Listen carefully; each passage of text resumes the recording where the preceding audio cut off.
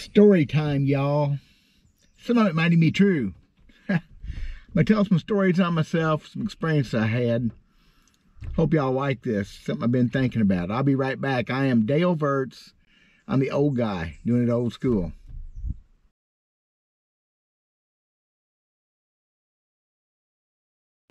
Okay.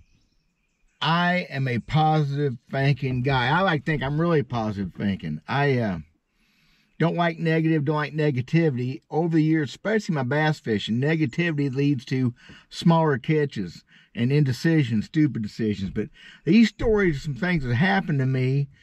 And I've been mowing grass. 80 degrees, not a bad day, but warm. But I blew up a transmission in my garden tractor.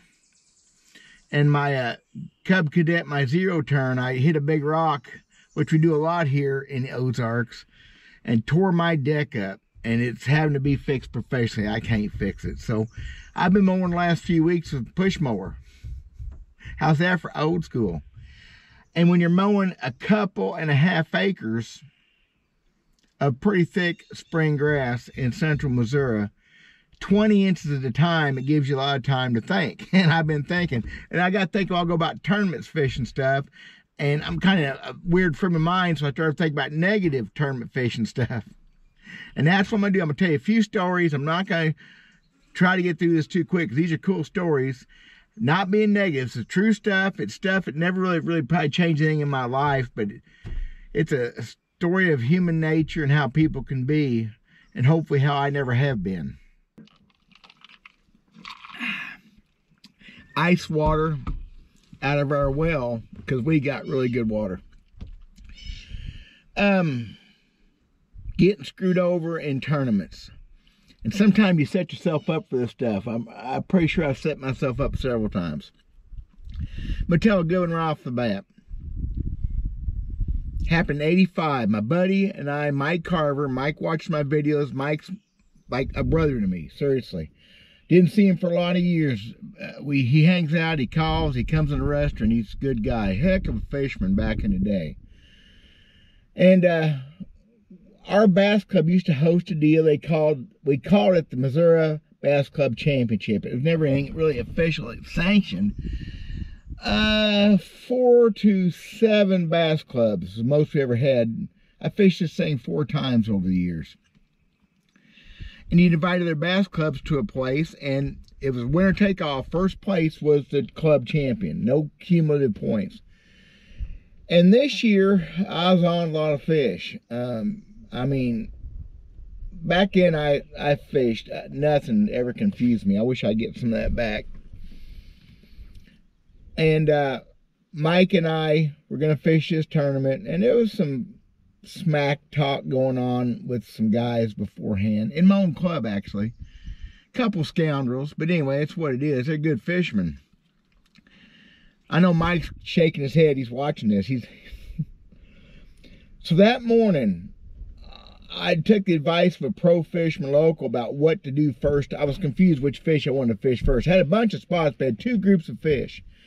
And he said, go for the keepers first. We went to this first spot, and we didn't get a limit there, but we got fish. We caught fish. And probably near an hour and a half, something like that. I don't remember if we made another stop after that. We had fishing boat, fishing good. So we go to my big fish spot, and it's a dandy spot.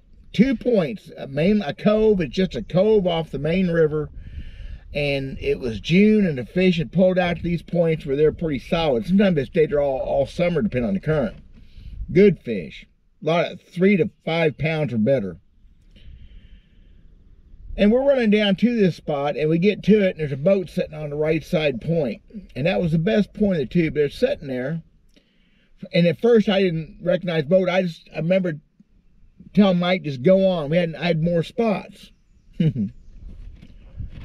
And then I saw who the boat was, and it was the guys that had been smack talking the week before, the couple scoundrels. One of them's dead, the other one I don't care, so scoundrels. Mike's going, hey Mike, say hi to Teresa for me. So anyway, We whip around. Of course, now we're doing this right in front of them. They're seeing us do this U-turn. We come back in there, and it's got across the river bar. And these guys are sitting in their boat eating lunch or eating a snack. Pretty cocky, pretty confident. They had done got them. We fished in there a while. When they left laughing, they fired up and left. It's so staged. They was waiting for us. And I think they didn't have their limit yet either. I think they caught one more another spot, but that's what they said anyway. Anyway, they beat us there. They beat us in the head because we were a mess. We didn't fish very good after that for a long time. We squabbled a little bit. It was just a bad day. We knew they got us, and we knew how they got us. Another story there. You gotta be careful who your friends are, who you take fishing. The week before, I went fishing with another guy down there practicing for this tournament in his boat. We fished all day, 6-7 hours, never caught a keeper. That's how you practice. When you're practicing good for tournaments, you don't catch them. Some of my best tournaments were 0 up to the tournament day. I wish I could remember how I did that, because I'm good at zeros. But anyway, later in that day, this friend of mine, who's also now passed away, said, well, you're not on them very good. I said, you know what? Pull in over here before we go back in. Pull in right there. We did. Very first pitch with a jig, I caught a 4-pounder. I looked back at Mark and said, I'm on him. He said, I guess so. Me and Mike know Mark gave those fish away on me. It just wasn't very nice. And it wasn't a very good thing for him to do, which he never denied it either. He just didn't talk to me for a long time. And it wasn't very good that he got it beat out of him by the other 2 guys. And that's the way it was. Club fishing, ignorant stuff. We lost by just, I think, 1.5 pounds. And the funniest part of the whole story about beating yourself and the lessons learned from this, at the end of the day, we're back in that first hole. And we've had a bad afternoon. We had a bad 5 hours. We just fished horrible, unhappy, couldn't believe we got took. And Mike throws the jig out and just 15 inches of water, and he sticks one. It's a good one. Mike said, get over here, and he yanked that fish. That fish stood up on his tail, and that jig popped out of its mouth. Solid 5-pound bass. Now, maybe we wouldn't have got it. Oh, not it would have won. It would have blown it away. That was a good one, wasn't it, Mike? So you got to laugh. I won that tournament the next 2 years, though. I mean, I won it 2 years in a row and club fishing. What do you do? So I'm going to tell you all a story about the biggest bass I've ever lost in a tournament. It was right here. One of the biggest bass maybe I've ever had on in my life. Happened right here. I'm going to tell you that story in just a minute. And it was definitely an old school story. I'll be right back. So as usual, GoPro lost that clip. So I'm going to try to do this. It was so much more fun doing it on the water. Club tournament, mid-April that year. My partner had the boat, I didn't.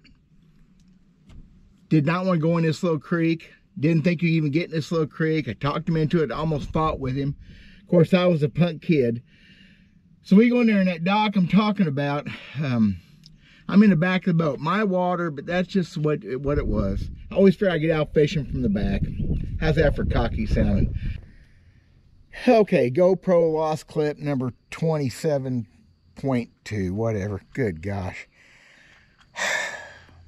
Anyway, I pitch a jig to the back corner of this dock, and I get bit. Boy, I stick this fish, big old fish, and I blew the anti-reverse out of my reel. It just blew it up, real backlash, solid, big, tight wad, couldn't crank. This fish goes thud, thud, thud, thud out from the dock. I can't do nothing with it. Flipping stick all bent over. I'm at the very back of the boat, and it goes around the front of the boat and half hitches kind of around the trolling motor. It's up there kind of splashing. My partner grabs the net, and he's up there leaning over the side of the boat, and he's just kind of poking. I don't know if I told him to net it, I don't know what else, but he's poking. All of a sudden, the fish comes off, and that jig goes, wow, and comes flying back around and sticks in the front of that dock. I think I talked about that in the next clip. GoPros suck. Of course, I was shook up. My God, what a big old bass. And it got away from me because the reel blew up and whatever. And I asked my partner, guy, like I said, owned the boat and stuff. I said, hey, how big a fish was it? He said, oh, it was 4 pounds. Well, I knew that was hooey. This fish was a massive, heavy fish. The rest of the story is, it goes like this. A couple years later, I don't know what made me bring it up. Somebody was talking to him about that fish and about some things that happened in bass clubs and things. And he said, well, you know how big that fish was? I said, no. He said it was at least 9 or 10 pounds. What? Yep. He said it was at least 9 or 10 pounds. But worse than that, because I guess that don't make no difference. I lost it no matter how big it was when he was up there poking around with that net, he was trying to poke the fish off, and he did. That's what he told everybody. Well, he didn't tell me. He was trying to make me lose that fish, and he succeeded. Now, how's that? It's just no reason for that. I never saw that man again after I heard that story. Probably a good thing for him. I mean, he was in his 50s then. I was in my 20s. Late teens, early 20s. It's my fish. He didn't want to come up in here. He said he couldn't get in this creek with his boat. I said, sure you can. He wouldn't. He idled for a third of a mile to get in here. He just didn't believe there was any water back in here. So right there's the rafter. Kind of a rotten old wood. Everything else been replaced but that one and the one on the far side. But a jig stuck in the end of that board right there in that soft rotted wood. That's where it happened at. My story, and I'm sticking to it. So this next story ties into that clip you just watched. I thought about that. I was fishing that day and it all remembered. It was been almost the exact same time of year when this happened. So a year after that, still fishing club tournaments. Didn't know at that time yet what that guy done to me on that big bass. And I'm fishing with his buddy. Now that guy, the first guy I'm talking about, never was outwardly mean. This other guy was. He wasn't friendly. He was not a very nice guy. I went to school with both their kids. Had nothing to do with them in school to speak of. But this guy was never nice. And if I remember right, I was second place in points in the club, didn't own a boat. He was second from the bottom. So I caught a small limit that day. It was June. I mean 9 to 10 pound small, like 15-inch fish. I had one maybe 16 and a half. It was June, it was hot, they were post-spawn, they were stressed fish. I remember that. It was a hot day. Like today, hot and still. And actually we were in that same, we were in the same little creek where the first story I told where Mike, we started that day where Mike lost that 5-pounder. I mean, you know what? We was almost the exact same place he lost that 5-pounder back in that creek. And I don't know what happened. I went and checked the live well. I probably should have checked it more often. It's his boat. I didn't check it. And I go back there and look. It's got that much water in it. And I got fish are dead. Been dead long enough. One of them had a curve to it.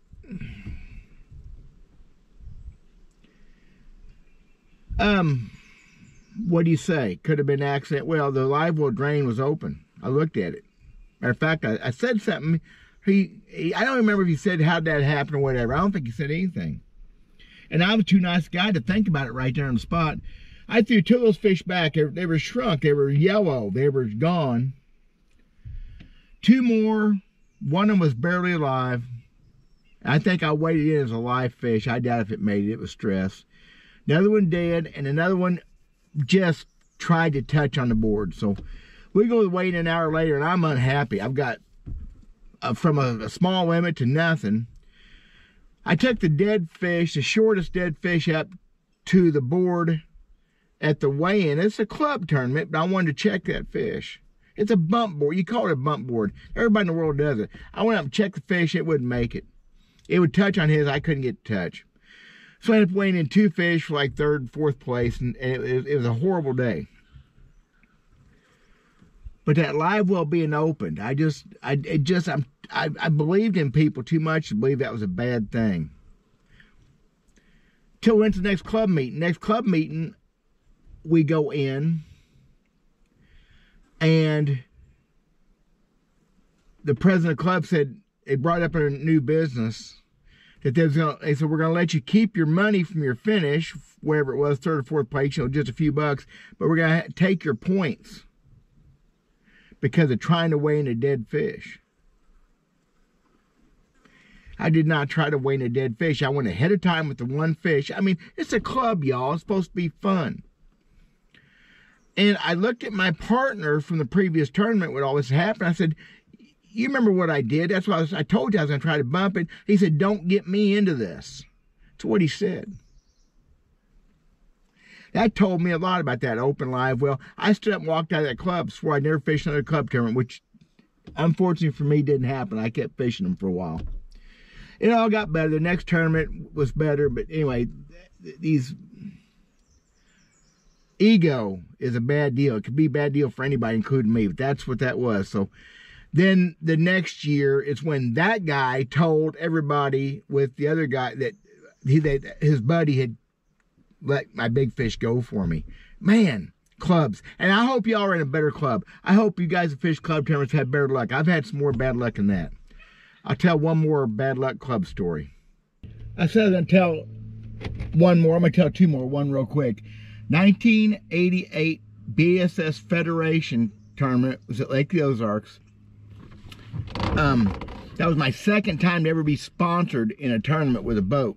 The guy I worked for, the place I sold boats for, let me use the company demo boat, which is a 21-foot Charger with a 220 Mercury laser, the first ever fuel injected Mercury.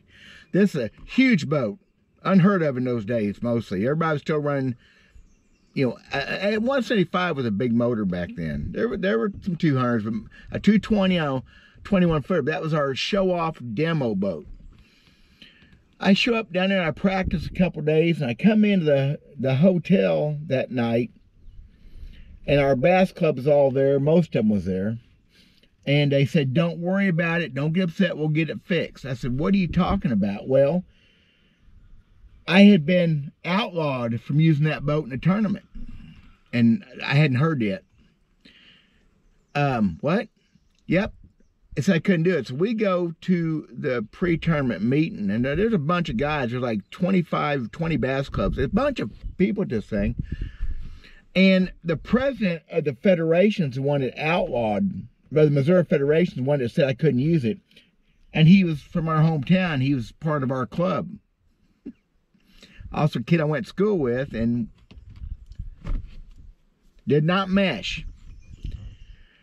And I went up to him. Now they're keeping their hands on me. I'm kind of seething.